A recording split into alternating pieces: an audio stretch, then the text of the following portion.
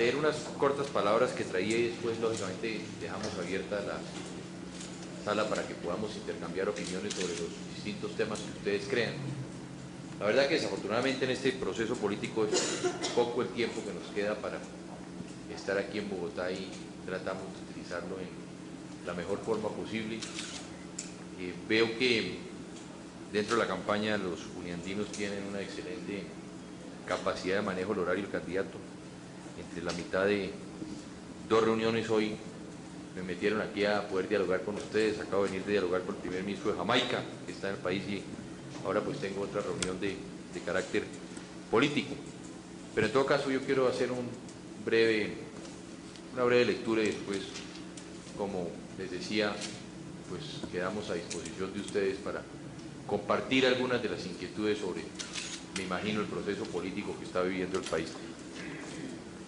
El contacto intelectual con los egresados de uno de los centros científicos y culturales más importantes de Latinoamérica, como evidentemente lo es la Universidad de los Andes, para mí siempre es grato y estimulante. Les agradezco a ustedes por consiguiente su obligante invitación y su presencia en esta tarde, en la que, como ya les dije, conversaremos sobre mis propuestas en torno a un tema que quiero plantear hoy aquí, que considero vital para el futuro del país, cuál es el de la ciencia y la tecnología. Desde niños todos hemos oído hablar de las grandes ventajas comparativas que posee nuestro país, su ubicación en la zona ecuatorial, que lo hace particularmente apto para la agricultura, su acceso a los océanos más importantes del mundo, abundantes fuentes energéticas, generosas reservas de recursos minerales, universidades que han hecho considerables progresos y que han generado una clase empresarial cuyas calidades son ampliamente reconocidas. Un manejo económico ortodoxo que, si bien ha producido índices de crecimiento moderados si los comparamos con los alcanzados por otros países, nos ha permitido igualmente un crecimiento armónico y sin sobresaltos. A pesar de las perturbaciones del narcotráfico y de la guerrilla, nuestra democracia es la más estable de América Latina y disponemos del más valioso de los recursos, su gente, una gente maravillosa. Entonces, ¿por qué dentro de este entorno aparentemente promisorio seguimos transitando penosamente por el camino del subdesarrollo? ¿Por qué nuestras diferencias con los países más avanzados, en lugar de disminuir, aumentan? ¿Por qué algunos países de la cuenca del Pacífico, que hace poco tiempo estaban en una situación similar a la de Colombia, han logrado salir del subdesarrollo? Para aproximarnos a una respuesta hay que empezar por decir que durante décadas estuvimos siguiendo un modelo de crecimiento que, si bien nos ayudó a dar los primeros pasos del proceso de industrialización, hace ya varios años mostró señales inequívocas de agotamiento. La experiencia reciente de numerosos países, muchos de ellos similares a Colombia y aún de otros menos favorablemente dotados por la naturaleza, señala al menos 3 elementos que debemos tener en cuenta si queremos acelerar nuestra marcha hacia el desarrollo. En primer lugar, que las diferencias en el desempeño económico entre países no se explica por factores puramente aleatorios, sino que son, por el contrario, el resultado de las condiciones económicas y políticas de los mismos. Esto quiere decir que podemos efectivamente orientar nuestro proceso de desarrollo y que no estamos necesariamente condenados a ser víctimas de las circunstancias. En segundo lugar, que las innovaciones tecnológicas, la ciencia y la tecnología y en general los conocimientos se han convertido en un ingrediente cada vez más importante del bienestar económico. De hecho, se ha comprobado que la dinámica del crecimiento está directamente relacionada, entre otras cosas, con el acervo de capital humano, con las tasas de escolaridad y con el número de científicos dedicados a la investigación. Finalmente, y en relación con los 2 puntos anteriores, que los países del mundo se han hecho cada vez más abiertos e interdependientes. Al igual que en el caso anterior, mayores tasas de crecimiento económico se correlacionan con políticas que reorientan la economía hacia el exterior. Una economía abierta favorece el avance tecnológico. El concepto del mundo como una aldea global, tan utilizado en la actualidad en diversos contextos, ha dejado de ser una figura retórica para convertirse en una realidad. El desarrollo de las telecomunicaciones y la abundancia, frecuencia y rapidez de los medios de transporte han terminado por interconectar virtualmente al mundo. El reto que tenemos que afrontar de manera inexorable es el de cómo pasar de una situación de cómodo aislamiento a la realidad de una economía global y poder salir airosos en el proceso. De los principios anteriores se derivan algunos conceptos generales que debemos tener en cuenta al formular cualquier planteamiento económico en el nuevo horizonte que se avecina. Como ustedes bien lo saben, las viejas teorías de las ventajas comparativas no son ya suficientes para explicar la orientación de una economía. No son ya los menores costos relativos ni la disponibilidad de recursos naturales los ingredientes que permiten un mayor desarrollo. La clave está en el valor que un país es capaz de agregarle a dichos recursos y su capacidad para competir exitosamente en la comercialización de sus productos en la economía mundial. Dentro del nuevo escenario universal de los productores colombianos, no podrán esconder las debilidades e ineficiencias que aún puedan tener sus productos, ni las empresas podrán ampararse en subsidios estatales para garantizar su supervivencia. De lo que se trata ahora es de producir bienes y servicios de altísima calidad que además compitan en precios con los fabricados en otros países. La única respuesta posible para salir del subdesarrollo consiste entonces en la generación y ampliación del crecimiento. Existen muchos estudios que han tratado de cuantificar los beneficios sociales y económicos de la generación de conocimientos. En Colombia, dichos estudios han estado restringidos a medir el impacto económico de la educación, mostrando que esta es una de las inversiones más rentables y el factor predominante en las diferencias salariales. Las oportunidades que brindará a sus habitantes una Colombia más desarrollada serán tangibles tan solo para aquellos que tengan una capacitación adecuada. En los países desarrollados, la inversión en ciencia y tecnología ha llegado a tener una rentabilidad anual que supera el 50%, con lo cual es posible sostener, al menos en forma teórica, que el principal motor del crecimiento en dichos países no ha sido el capital ni la disponibilidad de mano de obra, sino la generación de conocimiento y su ampliación en la ciencia y en la tecnología. En términos de cifras, la situación en Colombia es muy preocupante. La inversión en el país en ciencia y tecnología es aproximadamente del 0.3 al 0.4% del Producto Interno Bruto, mientras que en los Estados Unidos y en Japón esta cifra es 10 veces mayor. Existen además problemas estructurales que entorpecen el desarrollo científico y tecnológico del país, tales como la carencia de instrumentos institucionales efectivos que faciliten la divulgación y utilización del conocimiento, la ausencia de mecanismos que permitan la financiación de la investigación, tanto de tipo teórico como aplicado, un sistema de patentes más eficiente y la ausencia de una real voluntad política para fomentar el desarrollo y la tecnología. Esto nos lleva a concluir que se impone un replanteamiento en Colombia para reformular modelos, estrategias y políticas que incorporen en su verdadera dimensión el papel de la ciencia y la tecnología en el desarrollo económico del país. La estrategia fundamental para lograr una mayor competitividad del país y una mayor difusión de la ciencia y la tecnología podrían resumirse de la manera siguiente. Primero, fortalecer integralmente el sistema educativo colombiano, revisando su calidad y su eficiencia, y proveer mayores oportunidades de educación a todos los niveles. La capacitación debe empezar por los niveles más elementales, puesto que el desarrollo del intelecto y de la lógica parece estar íntimamente ligados a los procesos iniciales del aprendizaje. Hay que fomentar la capacitación de la fuerza laboral mediante un refuerzo de las entidades de capacitación y dignificar y remunerar adecuadamente el ejercicio de labores técnicas no profesionales.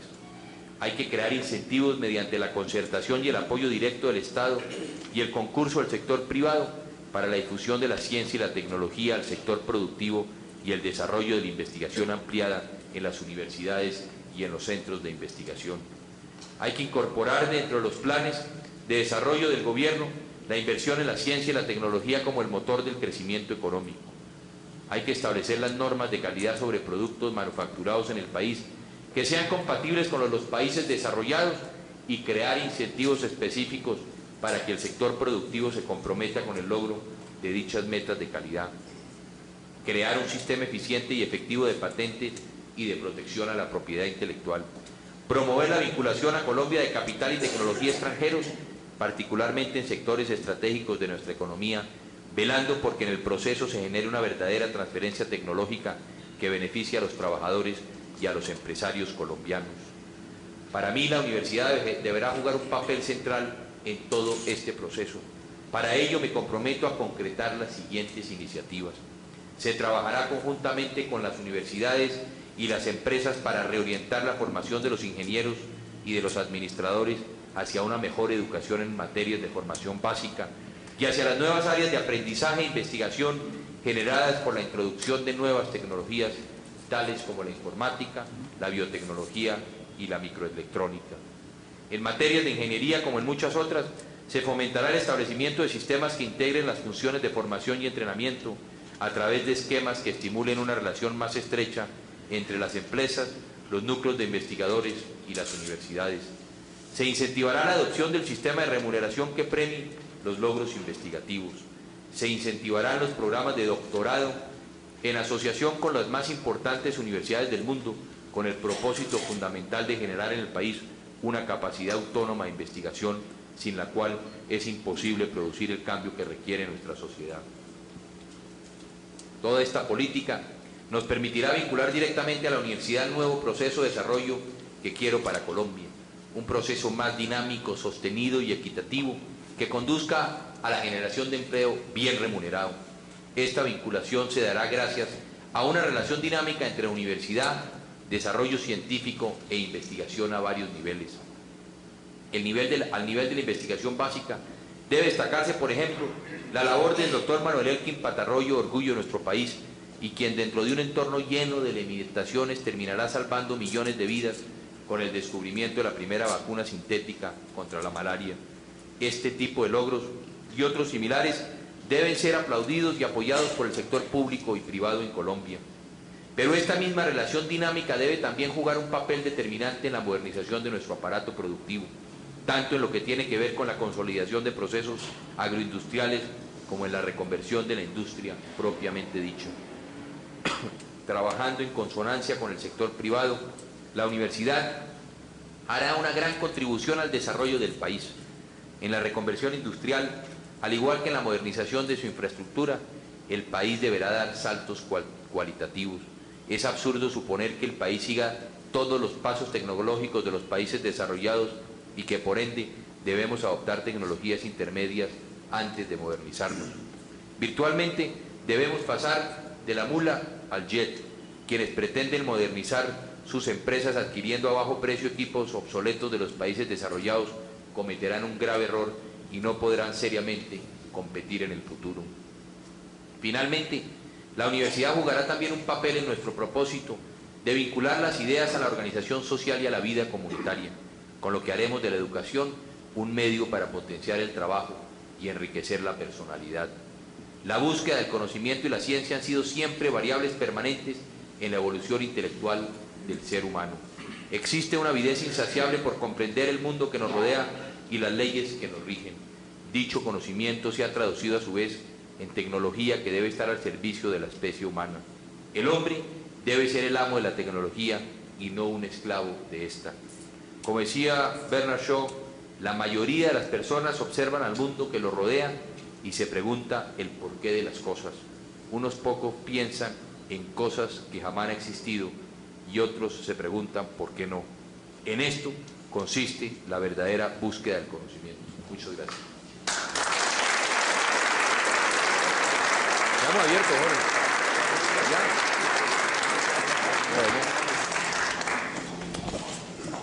Muchas gracias.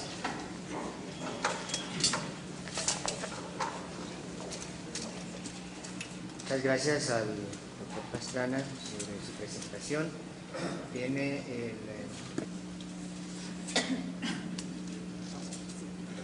Buenas noches, mi nombre es Héctor Buitrago, soy ingeniero.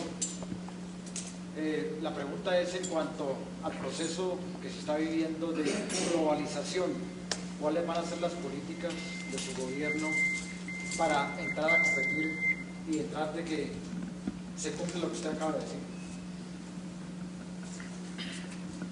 Bueno, vamos a seguir para juntar 3 preguntas. Núñez, soy administrador de empresas. Le quiero preguntar al doctor Andrés, físicos y humanos, es decir, burocracia, se está utilizando aproximadamente en un 20% efectivamente, y el 80% la estamos pagando los contribuyentes ociosamente. Es un 80% de inversión desaprovechada, es decir, burocracia. ¿Qué haría usted para invertir esa curva de Pareto? Sí.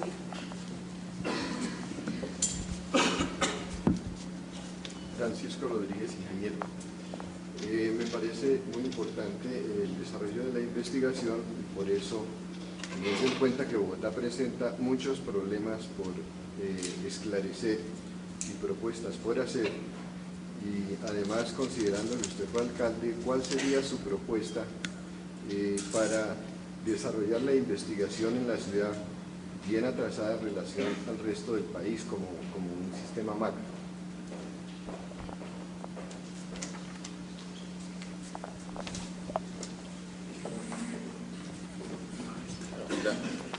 La tomamos aquí.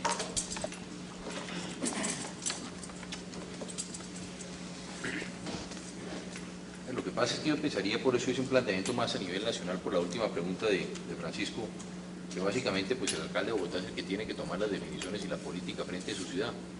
Por eso yo he venido y hice un planteamiento más a nivel macro y lo que considero debe ser el país y hacia dónde debe centrar el país sus esfuerzos, como lo hice en mi charla y en mi intervención. Por lo tanto, yo creo que en Bogotá ya corresponde al propio alcalde buscar los mecanismos que le permitan desarrollarlo, pero yo creo que es el país entero el que tiene que entrar frente a este proceso de buscar invertir más en todo lo que tiene que ver con los avances científicos y tecnológicos que nos permitan, como les expresé, proyectar también a Colombia hacia afuera. Yo creo que frente a los otros dos temas, en buena parte trataremos de unirlo frente al proceso de apertura, al proceso de globalización, hacia donde pienso yo que debe ir la economía en mi gobierno y hacia todo el proceso de la burocracia.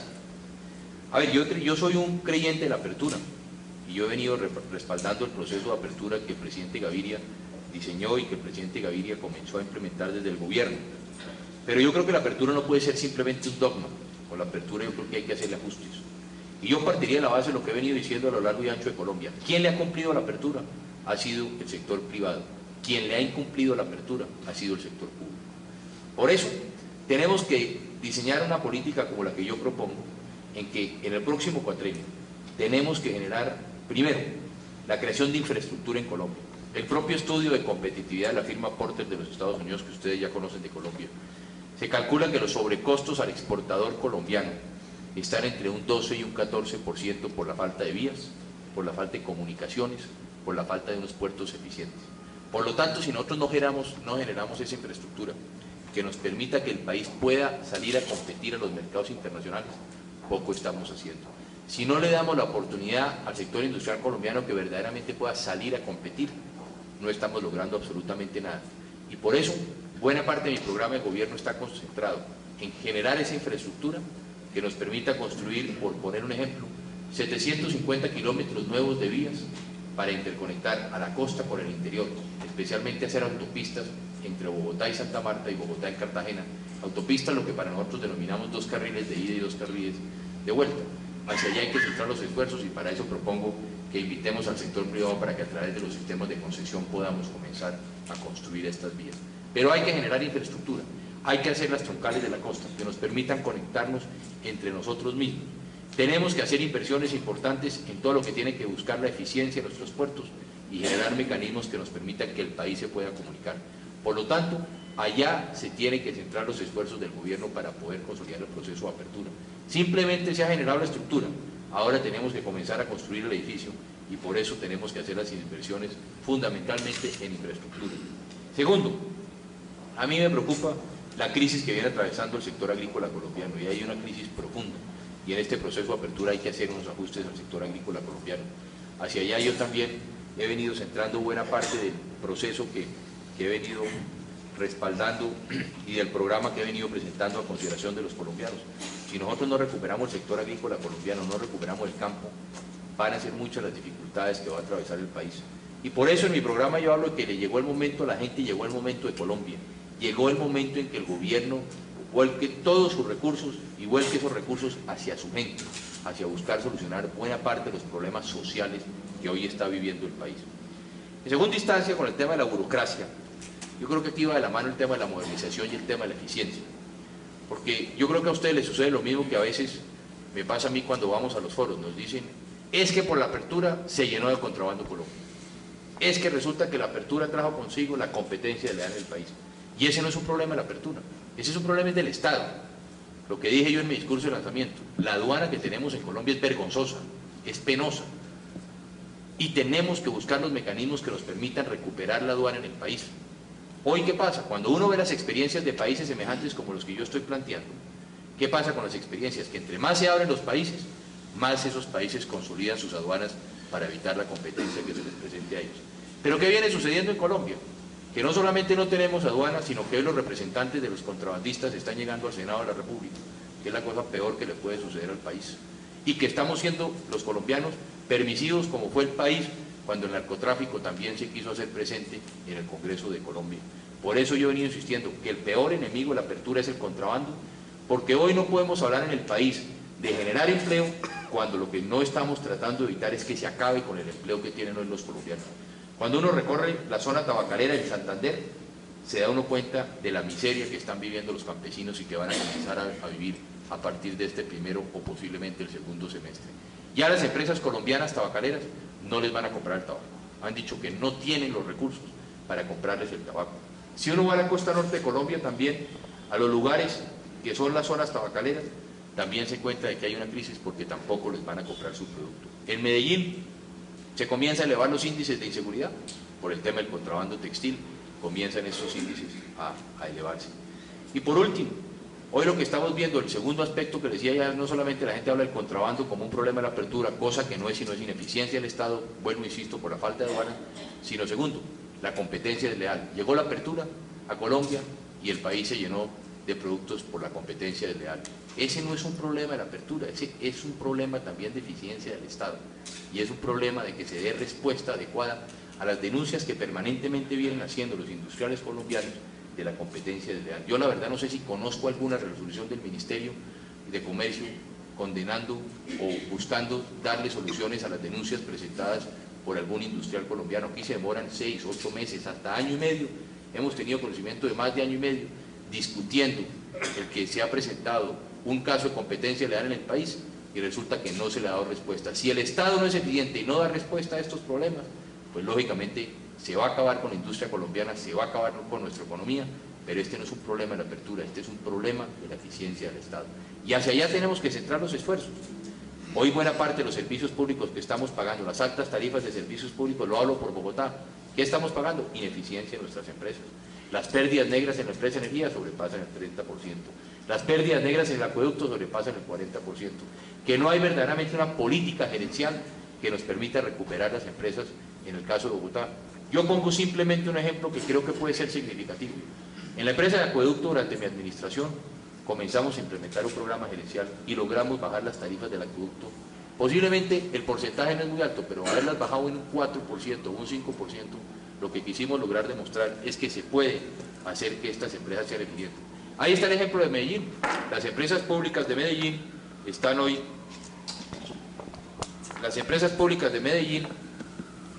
generando unas utilidades que sobrepasan los 300.000 millones de pesos. ¿Por qué no las podemos tener esas empresas como ejemplo en otras ciudades de Colombia?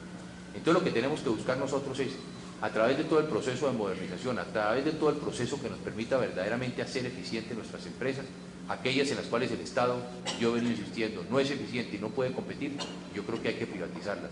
Pero en aquellas en que el Estado puede competir, yo creo que nosotros tenemos que respaldarlas y sacarlas adelante, pero tenemos que buscar eficiencia en las empresas. Y buena parte de ellas yo he venido proponiendo.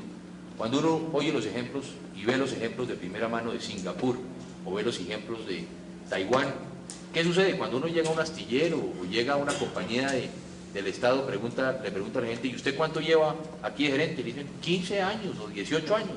Pues lógicamente que las empresas progresan. Pero yo a veces me hago una pregunta, cuando el gerente de la empresa de energía cambiaba en una administración posiblemente 3 y 4 veces y tenía en sus manos proyectos como el que tuvo la empresa de energía o proyectos como el que tiene la empresa de acueducto, es muy difícil proyectar una política cuando estamos cambiando de gerentes tan seguido. Yo creo que el país va a tener que llegar a acuerdos, y yo creo que más que el país, lógicamente la clase política, y que nosotros debemos buscar los mejores hombres para que manejen nuestras empresas y que permanezcan ahí, que podamos tener